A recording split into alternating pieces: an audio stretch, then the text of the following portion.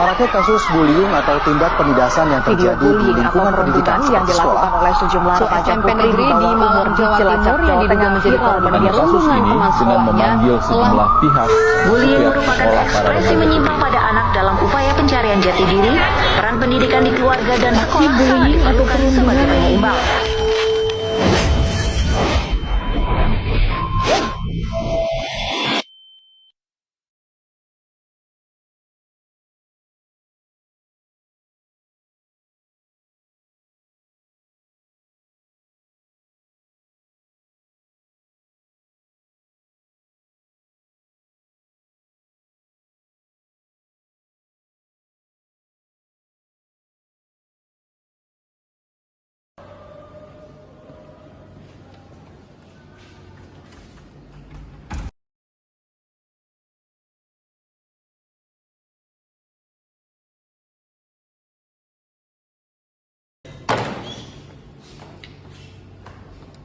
Tadi maksud lo apa, Cok? Nabrak-nabrak kayak gitu. Maaf Kalau bang, nggak sor bilang. maaf tadi nggak sengaja bang. Sorry.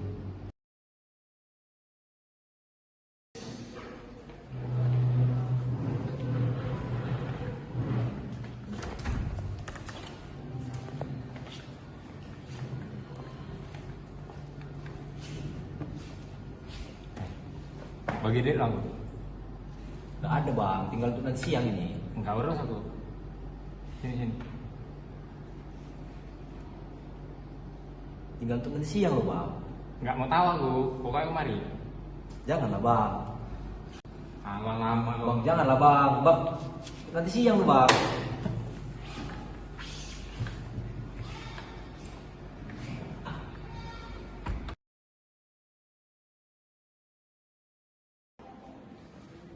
Nggak sor aku mana ada.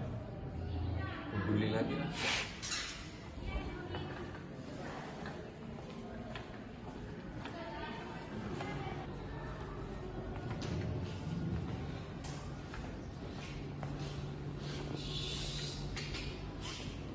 Kenapa lagi dah? Enggak apa. Apa nggak nulis? Ada tugas nih dari. Enggak peduli aku. Mau ambil. Janganlah gitu. Sini.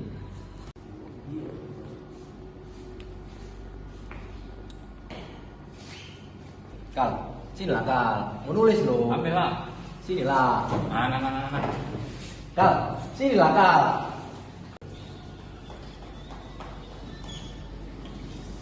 Ini harus kasih tahu sama guru BK nih. Yeah.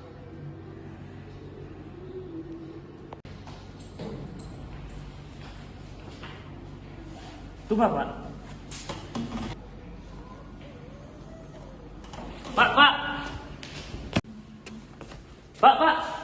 Ya, kenapa ya, Dik? Pak, ada teman saya yang dibully di kelas. Oh, siapa itu? Trisno dibully sama Eka. Tolong Bapak tangani ya. Oh iya, baik ya. Tolong ya Pak, Ya, kasihan ya. terima kasih ya, nanti saya panggil lagi. Ya, sama-sama Pak. Terima kasih Pak ya. Ya.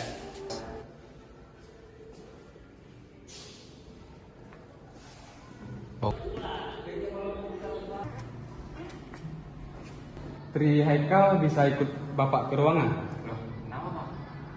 Ikut Bapak aja ya.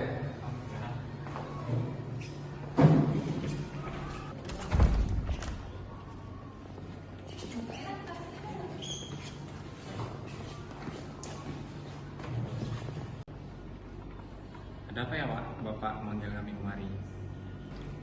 Baik, terima kasih untuk anak Haikal, Tri sudah datang di ruangan Bapak. Nah, di sini Bapak sedikit menjelaskan apa tujuan Bapak memanggil kalian berdua. Jadi di sini Bapak ingin membantu kalian berdua untuk menemukan solusi masalah yang kalian hadapi, menemukan solusi konflik dari kalian berdua. Di sini Bapak tidak menghakimi sendiri, tidak menyalahkan dan tidak membenarkan satu sama lain. Di sini Bapak menjadi penengah aja gitu. Oke, sedikit lagi Bapak ingin menjelaskan apa itu layanan mediasi bimbingan konseling. Jadi layanan mediasi bimbingan konseling itu proses penyelesaian masalah di mana pihak-pihak yang berselisih dibantu oleh pihak ketiga yang netral. Jadi pihak yang berselisih itu seperti kalian berdua, si Haikal, Tri, nah dibantu oleh pihak yang netral seperti Bapak menjadi mediator di sini, menjadi penengah atas konflik kalian berdua. Oke, sekarang mari kita tetapkan aturan main. Pertama, kita akan berbicara bergantian dan tidak saling menyela. Kedua, kita gunakan bahasa yang sopan dan menghormati perasaan masing-masing. Dan ketiga, apa yang dibicarakan di ruangan ini bersifat rahasia. Ingat, bersifat rahasia dan tidak akan disebarkan tanpa persetujuan kalian. Baik, dan di sini Bapak meminta kalian satu persatu untuk menjelaskan awal masalahnya dulu. Oke, baik, dimulai dari Tri.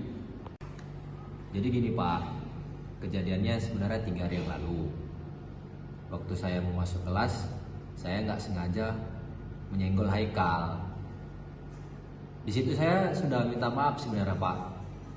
Mungkin dia masih jengkel gitu kan sama saya, jadi ya masih nggak suka lah dia sama saya. Lalu Tri, apa yang terjadi setelah itu? Sebenarnya saya langsung minta maaf di situ Pak. Sudah berkali-kali juga, tapi dia tetap nggak sore sama saya, tetap jengkel. Sejak hari itu saya mulai nggak nyaman Pak di kelas ini. Setiap ketemu Haikal saya digarain, diambil pulpen saya, buku saya. Kan saya jadi payah kalau mau menulis, digangguin terus. Itu pasti sangat nggak nyaman lah ya. Terus ada lagi nggak yang terjadi? Ada sih Pak, selain itu uang saya diambil yang dikasih mama untuk jajan seminggu. Itu nominalnya 50.000 Pak. Jadi kemarin siang itu saya nggak ada jajan lah, di kelas saja. Jadi Tri, bagaimana perasaanmu setelah mengalami semua ini?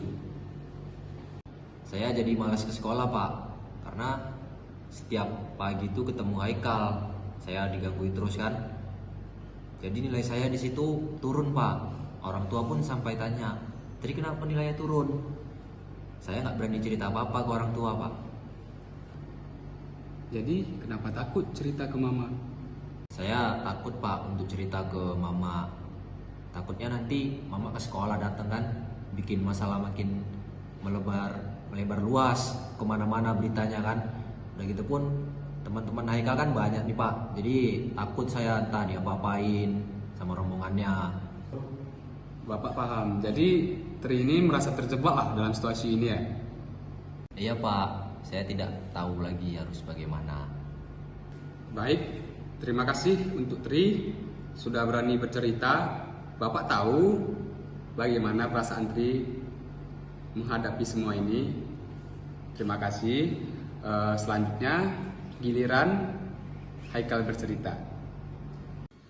Jadi gini Pak, waktu itu saya sekali karena si Tri itu kan nyenggol saya. Terus waktu saya tanya dia jawabnya main-main Pak, kayak nggak ikhlas gitu minta maafnya sambil senyum-senyum. Jadi saya kira dia nggak suka sama saya. Jadi Haikal merasa kesel sama si Tri karena sudah nyenggol Haikal. Iya, Terus dia minta maaf juga, kayak agak main-main gitu ya. Oh. Iya Pak, karena kan dia kayak menginjak harga diri saya Pak. Jadi Haikal merasa terinjak harga dirinya di depan Tri gitu ya. Ya, betul Pak, karena kan saya sebagai ketua tim basket, jadi saya merasa nggak enak kalau misal digituin sama anak yang kayak gitu. Lalu Haikal bagaimana perasaannya setelah melakukan seperti mengganggu dia belajar, mengambil duitnya, ngatain dia orang seperti apa gitu? Puas Pak, cuman waktu kemarin saya lihat dia nggak jajan, sebenarnya saya merasa kasihan Pak. Memang karena saya terlalu ego, jadi saya tetap melanjutkan. Jadi Haikal sudah mulai merasa tidak nyaman atas tindakannya. Terus nggak bisa juga berhenti ngelakuin tindakan yang sudah dilakuin ke Tri ya.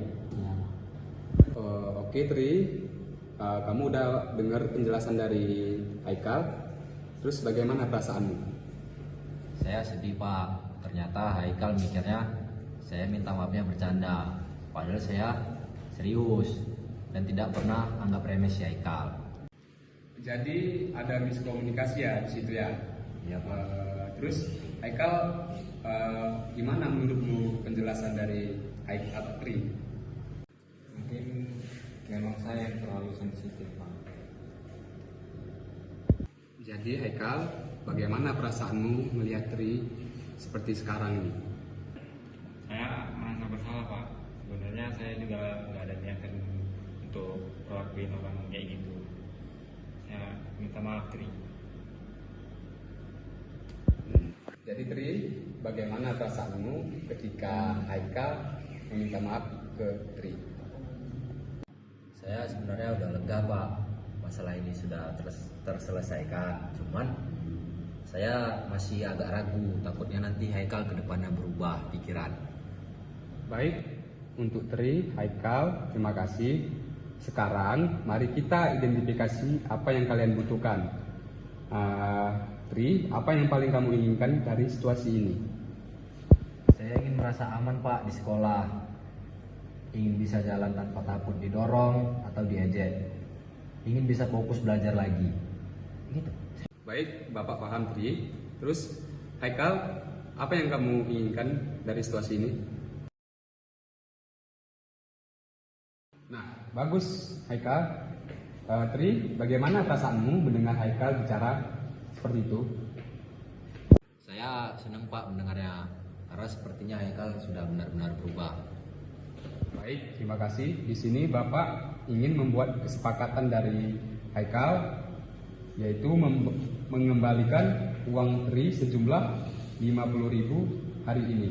Yang kedua, meminta maaf secara tulus kepada Tri.